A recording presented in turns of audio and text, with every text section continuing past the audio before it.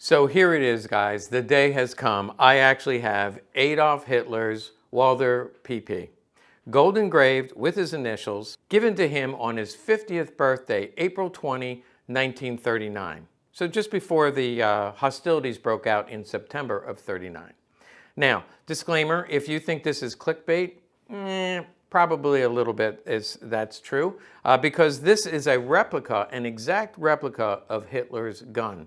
This was on a recent auction, and I kind of kept my mouth shut about it because I figured there'd be a lot of attention. I went to the auction. The estimate was $8,000 to $12,000, and I thought, well, that's way too much money for a replica. But then I thought about you. And I thought how much you would like to see this gun, which is an exact replica of the gun that Hitler had in his safe at his apartment. And I also thought, you know what, I probably overpaid for this gun. But I've really thought about it a lot, and I think I figured out a way to get my money back on this gun, and it involves you again. So stay tuned to the end, and I'll give you my idea, and you can tell me what you think. So let me come a little bit closer. I'm going to show you the gun, and I'm going to show you the letter that comes with it, so you can get a little bit of the history behind this gun. Okay, first and foremost, this is a working gun. It was made by the American Historical Society, and they do make guns that are replicas of famous guns. Here's their website, and you can kind of page through. I see engraved Colts, engraved Winchesters, and historic guns. Basically, I guess they get permission, they license to do a limited number. A lot of these engraved guns, they make about 100 of each. So I assume they're licensed to, let's say, do 100 replica guns. And they sell for about $5,000 because of the amount of work that goes into it. So this gun was made in the early 90s, and I have a letter about that, and they only made 5. All the years I've been collecting, I've never seen another one available. This was the first one I ever saw come forward, and I was wondering, well, wait a minute, is this a Walther? Is this a working gun? How good is the replica? There are very few pictures of this actual gun. We're going to take a look at that in a minute. But this is a pretty stunning example of the gun that Hitler was given on his 50th birthday. Now, I want to clarify, this is not the gun that he used to shoot himself. Some people have commented to me in the past and say, isn't it true that Hitler shot himself with a gold engraved gun? They are talking about this gun. This gun is well documented. But this is not the gun he used to shoot himself. We'll go over that. The gun that Hitler was given by the Walther family, that was in his safe in Munich at the end of the war. So let's take a look first at the engraving. This is loosely translated honorarium from the Walther family. So basically an honorary gift from the Walther family, and again his 50th birthday. The gun in real life is not serial numbered, and this one is not except under the grips. Now, I have not personally looked. I did look at this one, but the one that Hitler received, I'm told if you take the grips off, it's written right here, and that's the way this one is as well. On the right side, you see the reverse. It's not a factory logo, but it just basically gives the factory information. And let's take a look at the letter, and we're going to take a closer look at this gun and compare it to the real one. So this is Timothy George. He's the one that did the engraving. He's a master engraver, and it's deeply engraved. The advantage of doing this from scratch, by the way, so they made these from scratch. This was not a Walther pistol. They made these from scratch because soft metal was easier to deeply engrave. It's really hard to deeply engrave the hard metal. They mention a book that has pictures of this gun. So Timothy George was able to do this engraving all from pictures that are in a book. Now, we're going to look at some of these pictures, and I find them to be very grainy, not very good. So it's amazing that he did as well as he did.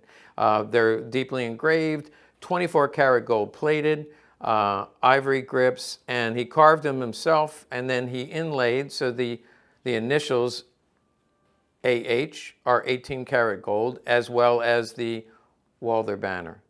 Now, he claims that today, in today's market, and this letter was written for the auction that I bought it from, April of 2021, it would cost about $10,000 to make this, again, 5 copies of this. So it's certainly worth the $10,000, and I did pay a little bit more than that.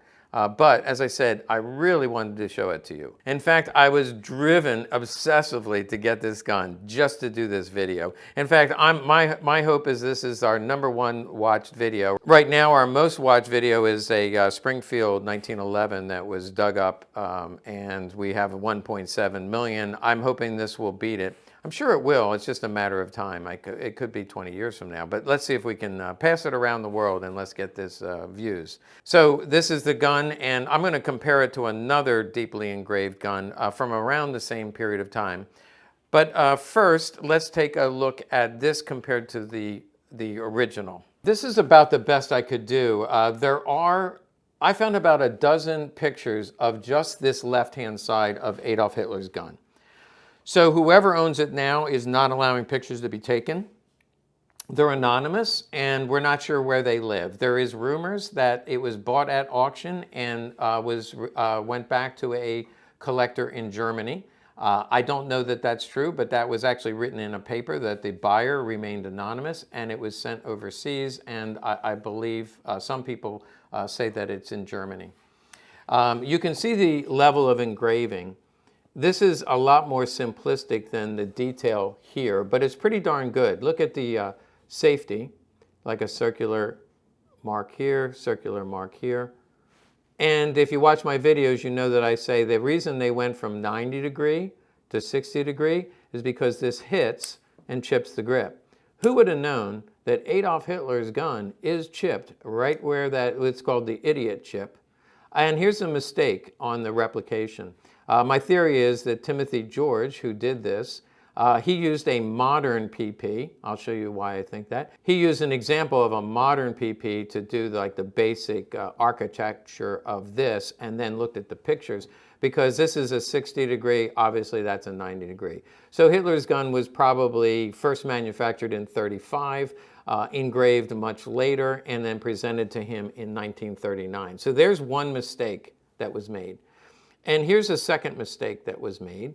The end of the screw is coming out this way on the original, which makes sense because, for example, I have this deeply engraved real gun from the factory, and you can see this is the end of the screw coming through on the left-hand side. And here, the head of the screw is going in on the left-hand side. So second mistake, the grip screw goes in the wrong direction, and the safety is wrong. We've got the chip. Now, in terms of the original, I couldn't find the other side of the gun. So obviously, Timothy George had a picture of the other side of the gun. And again, I spent hours on the internet. I've found dozens of places where this is recorded, the sale of this, and that there is an anonymous buyer. I did find the other side of the gun. Actually, I scrolled down through this article. This was an article in a magazine. And I found the other side of the gun, and I thought, oh, finally, look at, there's the other side of the gun. But I realized very quickly, this is one of the replicas. For one thing, you can see the grip screw is going through the wrong way. The engraving itself is identical. Whereas over here, the engraving itself is a lot less detailed than the actual. Let me tell you a little bit about the story of Hitler's gun and the gun that he used, the PP and PPK that he carried with him. I'll give you a little bit of history, and that'll give you some background about Hitler's gun and what he carried. I'm still excited about this video. I even got out the black shirt for this. You know, I normally wear the gray, but people told me to stop wearing black because when I put a blued gun up against a black shirt, it just kind of gets, you know, it disappears. But you can't beat black with gold. I just think that, and white glove. It's just phenomenal. But let's get to the history of Hitler's guns. Now, people will often point out that Hitler didn't carry a gun. And you know, when you search the internet, you do not see a gun on his belt or on his person. I don't know of any picture. If there is one, I'm sure some of you will send it to me. But here's what I highly recommend. Go to Mark Felton Productions. He has a YouTube channel. I'm sure some of you already are subscribed to his channel. He has a video, and we provide a link here, but he has a video about Hitler's suicide gun. And I went back and watched that several times. I'm just amazed at the level of detail that he goes into about who was there. He names the names. He gives the caliber of the guns. He does everything but give you the serial number. But he tells you exactly what happened to Hitler's gun. This gun was not on Hitler's person when he killed himself. This gun was not in the bunker. This gun was many miles away in Munich in his apartment. Now, I believe that was an apartment he shared with Eva Braun. And I'll tell you a little bit about how this came to the United States, but let's stick with the suicide gun to start. The basic story, and again, go back and watch it because I can't get all the names right, but people knew that Hitler and Eva were going to commit suicide. They go into their private living quarters and shut the door. They heard the gunshot, and they came in, and the valet, and they named the valet and quote him as saying, "I could smell burnt almond," which is cyanide. And I could see the gun sitting. It said Eva Braun had her legs crossed up under her, so she was sitting on her side like that, and then the gun was sitting there. It said Hitler had two guns. One was sewn into a leather purse, was sewn into the trousers of his pants internally, so he carried a PPK in his trousers at all times. It was sewn in there so that if there was ever assassination attempt, he would have that. And then other times he would carry a second gun, and that was a shoulder holster PP in his vest. So again, his jacket had a PP, his pants had a PP. There's a joke in there somewhere. His pants has a PPK in it. He conjectures that the PPK is in .25 caliber, which would be extremely rare, but Hitler could have gotten whatever he wanted. And of course, the PP was 7.65. So according to several sources, again, Mark Felton talks about several eyewitnesses who testified to the fact that Martin Bormann and the valet were in the room. They removed the guns and gave the guns to the SS head of security, his personal bodyguards. The bodies were, of course, carried out. They were put into a pit and burned. The Russians were the first ones there, and we'll talk about that later, but the Russians were the first one there, and they found the bodies. Now, back to the guns.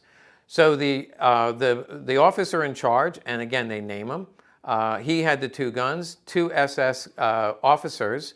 One grabbed one gun, and the other grabbed the other gun, and they said, I'm taking this for better days. So basically, I hear a hint of they knew that these were valuable souvenirs and would be worth some money. So they took them for better days, meaning if we get out of this alive, this becomes something very valuable.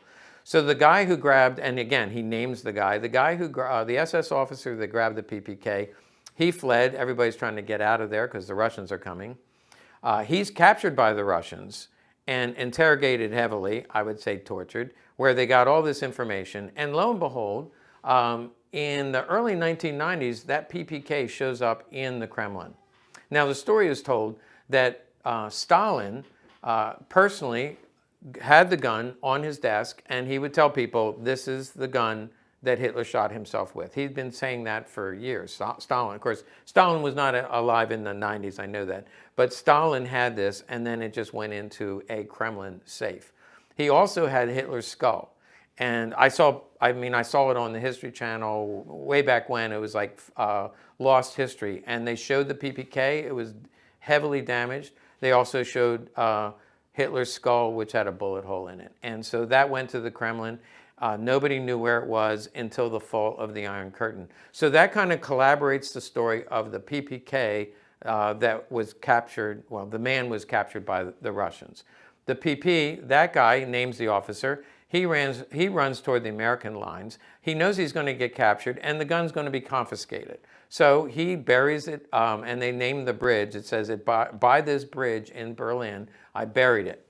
Now, since Mark Felton has over 2 million views, I would bet if you go to that bridge, there's all kinds of people out there with metal detectors looking for that gun. But he said they never found it, so it was buried by this bridge, and he survived the war. But everybody's stories collaborated in terms of the two guns that were there when Hitler killed himself. Now, the story of the gold engraved gun. Obviously, a gift from the Walther factory. And this kind of relates back to Eva Braun. Remember when I talked about her ring? I did a video about Eva Braun's ring.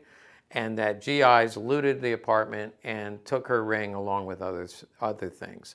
So these three GIs, the story, they tell the story, and when the gun was auctioned, the story is printed in the newspapers back in the 90s. The three soldiers went in. The apartment had already been pretty much ransacked. They found a safe behind the wall. They broke open the safe. They found this gun. This is a replica, of course. They found this gun and knew that it was extremely valuable and got it back into the United States. The three of them together took it to a dealer and said, would you sell this for us? And they were going to split the funds. Now, you think all of that is an amazing story. Here's the most amazing part of this story that I still can't get over. It just fills me with regrets. In 1991, that dealer takes it to a small auction house. They must have done no publicity because there's nothing on the internet other than these grainy, crappy pictures. Not a lot of publicity. I was collecting in 1991 and I never heard this story. I was collecting Walthers. Those were my specialty. I was out looking for party leader grips at the time. 1991, I am desperately looking for Walthers. This gun sells on auction actually it was 1987. This gun sells in auction for $114,000. Now, because of the crack in there, I would have only paid $113,000. No, really, whoever bought that gun, and again, they're anonymous, they're out there, they're watching this video, I can double your money right now. Just contact me, please. This gun sold for $114,000. It was in the newspapers at the time. I found newspaper articles. And I just have to say about that auction company, they did a disservice to sell. Anyway, I just know today at auction, it would certainly go for $1 million, in my opinion. I'm happy to just own a replica of this. And again, I'd like to have more information. There was 5 of these out there. I bought this one. There's 4 more. I've never seen or heard about one of these guns being offered for sale. So I would love to hear from all of you. Does anybody have more information or more pictures about Hitler's gun? And then secondly, any other information about the 4 other ones of these. I'm going to hold on to this for a while. Just for comparison, you have seen this gun before. It's been a while. This is a factory engraved, deeply engraved Walther PP. Let's compare these two in terms of the engraving, and rather than grainy pictures, we can get up close and personal and take a look at these 2 guns to compare. All right, so first and foremost, this gun is valued, it's going to be over $30,000 at this point. I valued this about 5 years ago at $30,000. So you can see the grip screw goes the opposite direction. You also see this is a 60 degree and the replica is a 60 degree. This was made in about 1938. Hitler's gun was actually made before that, but probably engraved around the same time, 1938. The deep engraving is pretty interesting. You can see the detail. Well, again, let's just look at, look at this rear tang, just the level of detail there. And then the safety, look at the detail inside the safety. Now this, of course, has a different logo. Look at the frame just under the mag release button. This is oak leaf and acorn, which is the most common by far. You've seen that before. That's the most common is oak leaf and acorn. But Hitler's gun actually did have a very unique engraving. If I look at the picture, it's not oak leaf and acorn. It's not even the typical floral. It's something very unique for Adolf Hitler. So I think it was handcrafted just for him. Another thing is you can see this ivory, how it's yellowed over the years. This ivory is still very much in the white, looks a lot newer. Let's look at the front grip strap, and you can see right away the level of detail is completely different, let alone under the frame and under the slide. It's just incredible, the level of detail on a $30,000 gun versus a replica that's about half that. Let's take a look at the bottom of the magazine. See the differences there. So much more detail on the factory original gun. This, by the way, falls in the 215 range, 215 serial number. The serial number on this one is actually 700,000. Oh, it's actually written right here. There's where the serial number is. I believe on Hitler's gun, it's not serial numbered there. but instead it's under the grip. So if you take the grip off, it'll be on the frame under the grip. And they did that just to not deface the gun. But they very wisely chose a serial number. Again, PPs started at 750,000, so they just went back in time a little bit. Probably these were free serial numbers, so they decided to use them. Free meaning no other PP has that serial number on it. And then the other side. So the things to look at would be like the ejection port. There's an attempt at a crown N, I believe, in there. Yeah, I think that's an attempt at a crown N. Here is an eagle N. So even though this gun was manufactured in 1938, the eagle N indicates that the engraving was done in 1940. I said at the time I did this video, I said since this was so deeply engraved and so ornate, this went to a very high-ranking Nazi official, but not Adolf Hitler. And so just to finish it off, you can kind of see the rest of the gun. Oh, one other comparison. I said before that I believe he used a modern PP as a sample. Well, here you go. The red dot is built into the front sight. And on the 1938 guns, that red dot not only wouldn't be there, but it's a different design on the front sight. And then the rear sight, even more so, you can see this is a post-war rear sight. And this is a 1938 rear sight.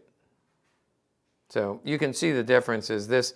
So he used as a model, or the company actually, the company would have used a modern PP as a model to make this gun. And then the engraver just used the photographs to actually engrave the gun. I think he did a very good job. But let's talk about how I'm going to get my money back. So a little bit of a wrap up on this gun. And again, I'm so excited to bring you this. I hope you enjoyed it as much as I do. I'm going to hold on this and just stare at it for quite a while. But there are 4 more out there. I've never knew that these guns were out there. I searched the internet. I couldn't find one for sale. I was trying to find somebody who sold one and how much. Like, what's the value of this gun? I couldn't find another one anywhere. So they are out there. If you know of another one of these replicas, let me know. If you want to do it privately, just contact me privately.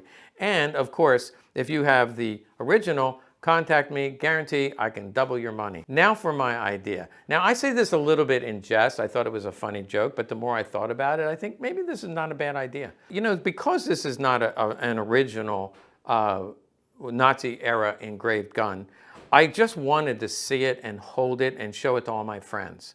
And if you're like me, you want to do the same thing. So I don't mind letting other people take a look at this. What I'm thinking, again, maybe this is a stupid idea, but maybe we rent it by the month. If you want to own this for a month, you pay like $500 a month just to rent this gun. And you can have all your friends over. You can't ruin it. Wear white gloves. You have your friends over and say, I have Hitler's gun. You have it at a dinner party. You're going to a wedding. You're going to see all your family and friends. You pull this out and say, look what I have Hitler's gun. You will be the talk of the town. Now, you also might be arrested, but you will be, especially if you're in England, you will be the talk of the town. But I think just having this for a little bit of period of time and sharing it with all of you, I think that would be great. So let me know what you think about my idea. I figure after about 2 years, I'll get all my money back and I'll still own the gun. What do you think?